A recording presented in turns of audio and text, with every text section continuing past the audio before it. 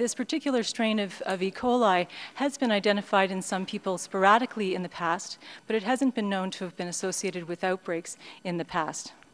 In addition, what makes this particularly interesting are some of the genetic and molecular characteristics of this strain that might help us to understand its virulence, and that's under study in a number of different laboratories around the world. The mode of transmission of this bacteria is what we call fecal-oral. So it's literally feces usually from an animal source that people actually ingest, and you do have to ingest it. With any foodborne outbreak, we're always worried about, well, where else has the food been sold? And so what seems to be evident up until this moment in time is that it seems that the exposure that is occurring, that is responsible for this, seems to be limited to that area.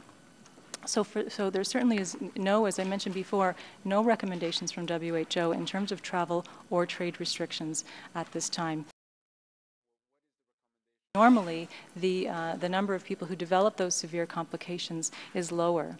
What's unusual in this situation is that the percentage of people who actually have severe complications is higher than we expect. Normally, we expect only about 10% of people in an outbreak to develop hemolytic uremic syndrome, 10 to 15. And we usually expect to see that in children and in older people. So it's very unusual for us to be seeing this in adults, and that's something that people are trying to understand by looking more closely at the bacteria involved here to see is there something in particular about this bug that makes it more virulent.